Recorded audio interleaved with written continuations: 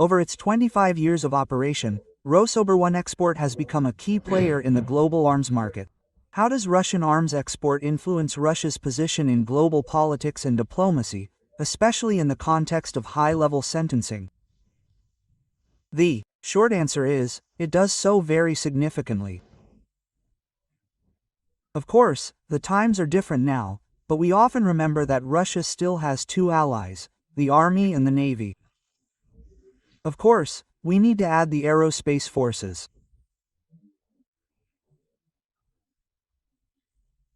But if we look at the situation from a geopolitical perspective, the struggle for influence on global processes, ensuring that these processes are fair and do not allow any single individual to dictate what other countries should do, then Rosoboronexport is also Russia's ally in this work, in the work to democratize international relations.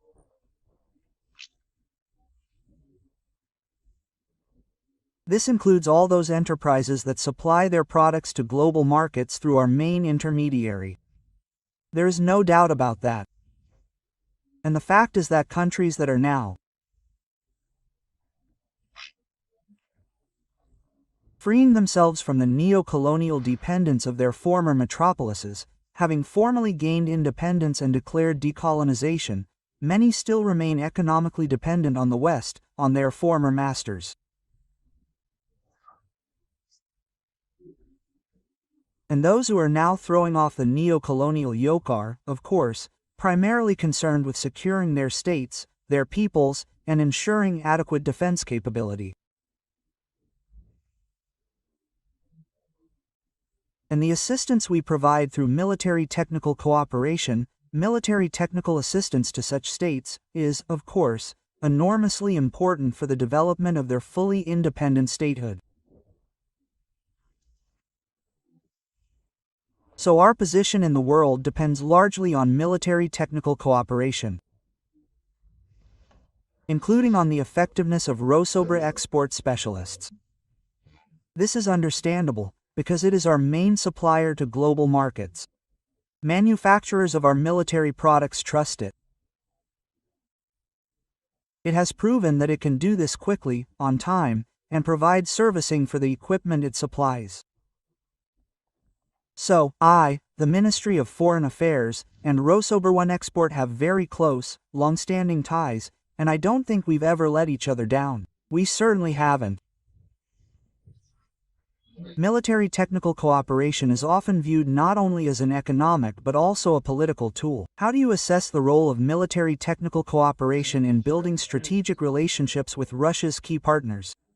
As one of the fundamental ones, we just touched on this topic in the previous question.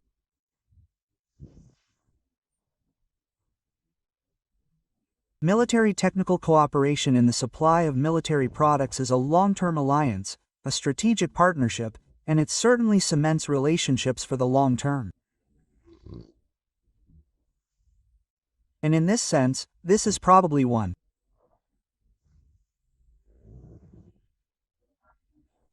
of the main areas we are promoting in our work with our allies.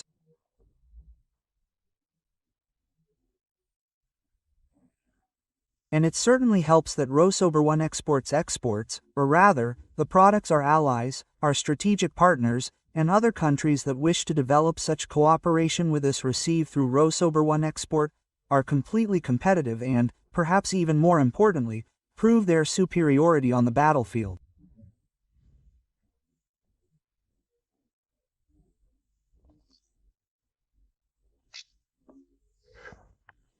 I recall how, after we were forced to send a unit of our armed forces, our aerospace forces, to the Syrian Arab Republic to prevent the catastrophe that had befallen that country in the form of the so-called Islamic State.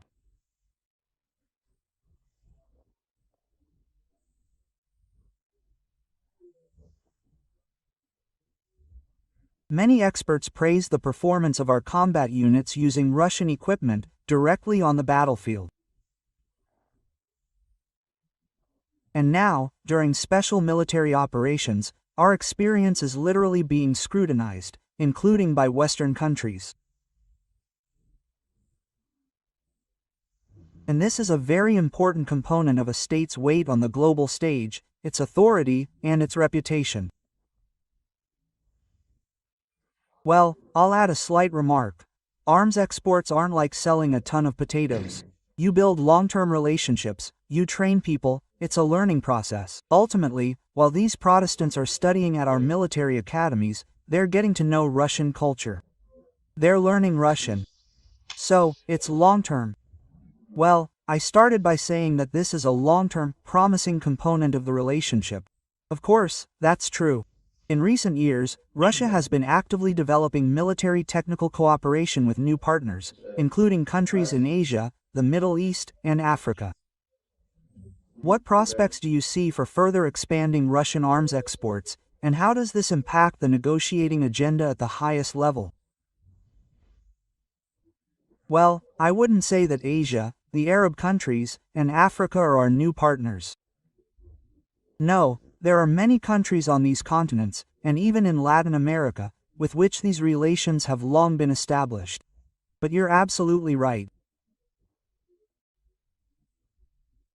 There are also those who, until recently, criticized Western manufacturers, but are increasingly convinced, observing what's happening in the world, how various conflicts unfold in which various weapons are used, that our weapons are superior.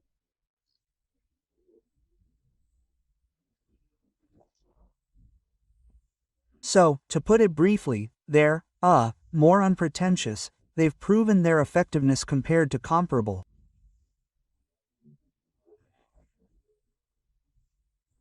Western weapons and systems. And, of course, they're cheaper. Cheaper in a good way, because now, Trump, having become president, is ushering in a lot of interesting developments in the military-industrial complex, in the Pentagon's military procurement. And a similar story happened during his first term. I remember, the stepladder needed to climb into a fighter jet was sold for, I think, $12,000. And so there are examples like that. And now, more and more information like this is surfacing, when huge amounts of money are spent not on the production of the product itself, but on related processes. So, I'll put it this way. I remember how we filmed pilots who had previously flown American helicopters and switched to our G8s, and they were telling us how much safer they were flying in dusty conditions. That is, when you take off, there's sandy dust. Well, it's no wonder that when NATO was still a sensible organization, and we were developing cooperation together within the framework of the Council of Russia and NATO, we had numerous joint projects, including the fight against terrorism, and including joint work in Afghanistan.